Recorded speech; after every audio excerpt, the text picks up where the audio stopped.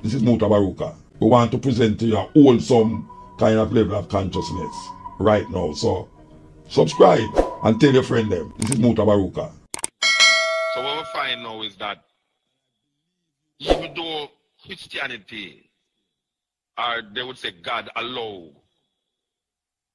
Christians to live, but the Christians allow the devil to live. Because it is through this doctrine of Christianity why the devil is so prominent in our life. When Christianity introduced the opposite of God, because we must remember that in a Judaism, when something happened to Israel, them never blame it on the devil. Them just say something them do. Why God have punished them. So God punish you and certain things happen to you. There's a judgment that takes place against you by God. The Christians introduce an opposite to God named the devil. So there's this continuous fight between the devil and God for power. So I would really declare that it's really Christianity allow the devil to maintain itself, even though people might say the devil did exist before any Christians. Well, the devil never exists in the Old Testament until Job. It come about in Job, and they don't even know who write Job. But Job is really a very important story. Very important story to the whole idea of the strength of man and the perseverance of man still. But we say this new entity arrive in our psyche. And it has perpetuated itself in our psyche for 2,000 years.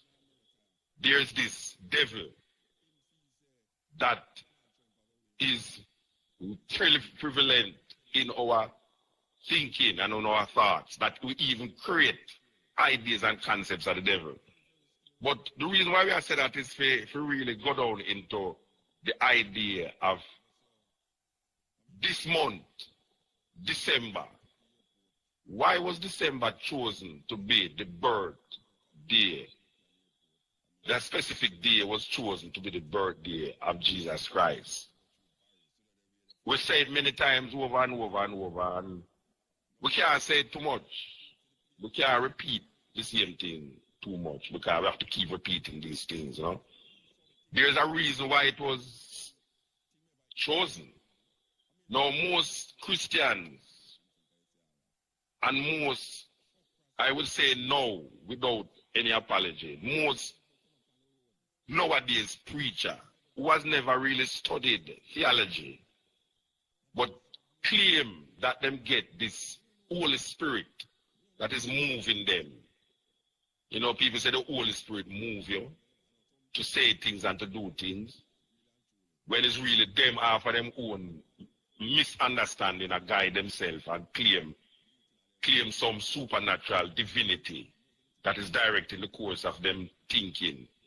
But when we look at most of the preachers them today who preach to the people, I will realize a lot of them don't understand why was certain things chosen to be how it is.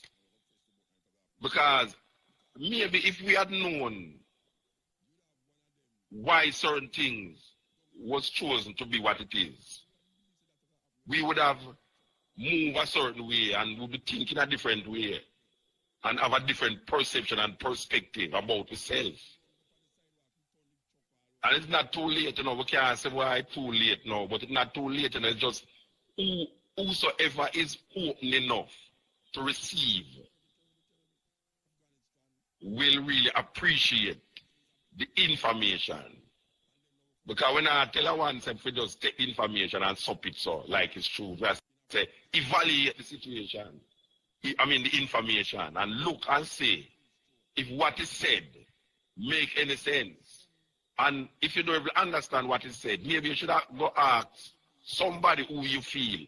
Because we see them at theological seminary there. They invite you to the theological seminary couple times, about 2 times back, and we listen and we hear the people them who is studying to be theologians, who eventually become preachers of divinity in Christianity. And we realize that even though them in the theological college, them don't want to open their mind to different perspective and understanding of different religions. Because theology don't mean Christianity. Theology is the study of the idea and concept of God, no matter what religion it is. Because theo is Greek. It's Greek. Theo, God. You see, so it's really like the study of God in different facets of understanding. But when you live in a society that is embedded in the Christian mindset, it don't allow for any other thinking to come across. You see, all of the other thinkings them is stupid and irrelevant. So we hear teachers now who's teaching comparative religion in a school kind of want to tell the student them say Hinduism and Buddhism and all this foolishness according to them. It's just some little foolish stories. What we must really center our mind on is Jesus Christ. So there's no scope or no opening for the student to understand different perspective or how different people see things outside of their environment. Well, over the years, cutting edge, people cuss way and people say, well, right now we come down to hard pan Christian them and thing. And I want to tell you, say, I hear Mr. Boy and I come down hard pan the Christian them too. I hear Mr. Boy that got some internal sweeping. Yeah, Mr. Boy, I will love you now, you know. Mr. Boy that do some internal sweeping and sweep out himself totally, you know, because I say, the Christian them, more time, them not think. Them have emotions, but them not really think. Them not reason. See, most of the things them with them is just emotion them use to reach a certain idea and understanding instead of reasoning. Because it come like so when a man become Christian, him stop reasoning.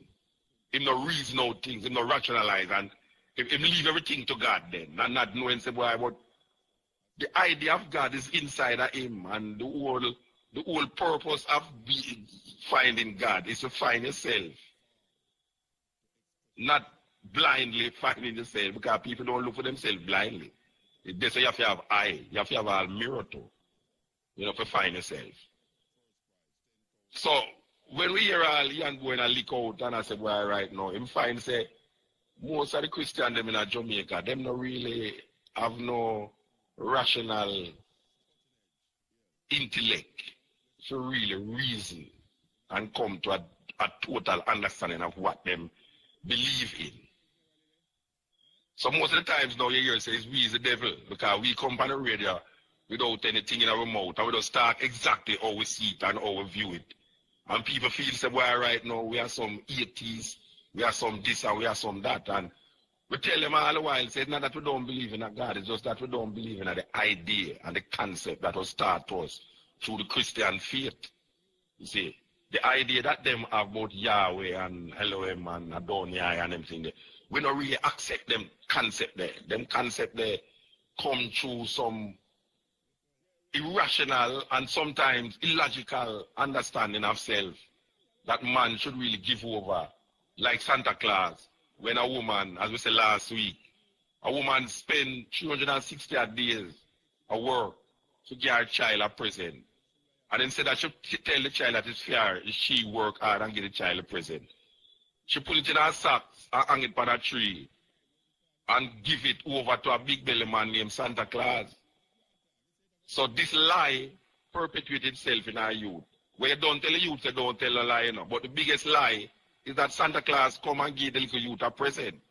So the youth become loving of this big belly man, where every Christmas now you see them put him in a big chair, red and white, go with that.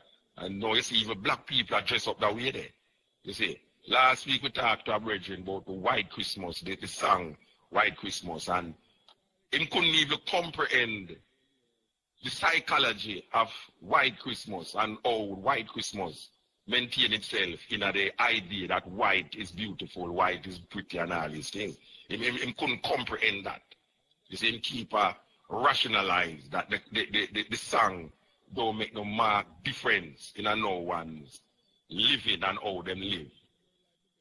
But it's a collectiveness we are dealing with, and the perpetration of a certain ideology.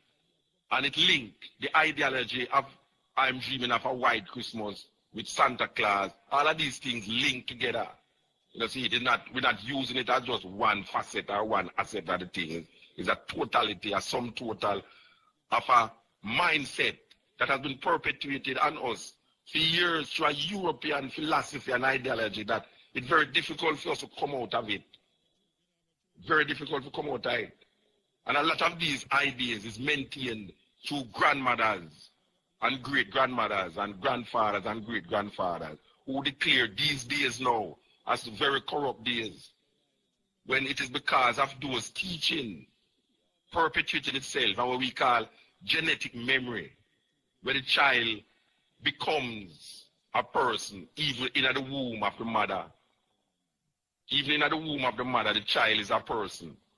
So the child is feeding from the mother. The psychology, as we said last week, one of the ways them pacify the male resistance is to tie the father to what them call it. Yeah, tie up the father between two arms and make the mother, the pregnant woman, watch this cruel, inhuman action where they would put black people, black man, after whipping them 100 lashes, would have sprinkled salt in the wound them and make cat run over them back. This is documented. This is how my Mutabaruka say. Documented. And make the pregnant woman watch. And this develop a certain psychology in the woman where if when our child born, in order not to make our child go through that kind of torture, she teach the child not to fight. She teach the child not to be a what you call a revolutionary. So it pacifies the youth. So we can say, oh, the fear is a love fear, you know. The love for the child, but the fear grip the mother so much that the mother don't really want her child to come out to fight against a system that is a cruel and unjust system. So when you start to wake up to this reality now, you become a rebel without a cause because you are now rebelling against something and don't know why you're rebelling against it in a very unstructured way. You find a whole heap of people are rebel in a very unstructured way. You understand? So, why we are saying all of that is to come to the whole idea that it is very important that when we play certain things on the radio, and we don't want a man just look and say Muta is a Rasta. So him not listen. We are saying Muta is a person who will give information. And it depends on where you want to do with the information now. Because I don't listen and I gather and I throw away. Where I don't want, I throw away. Where I want, I hold in my consciousness.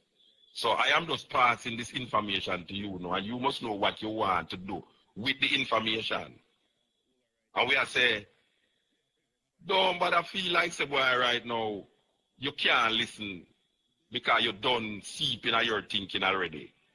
Because, look here man, it's a long road man. Nobody can reach to the top of the mountain. Sometimes the mountain have to come to Muhammad still. And we are saying, knowledge is power. And you know, we and the Christian, they would get on quite okay if them just keep it in the faith. Yeah, if them just keep it in the faith, it will be so wonderful. Instead of going out there preaching like this thing is physically real and not metaphysically real, you know, it's like these things that they believe in is a belief. It's faith. And I listen to say, yeah, question a man faith, you know. Who is man to question the next man faith, you know, question the faith. If them could have just keep it in the realms of faith, it would be so wonderful.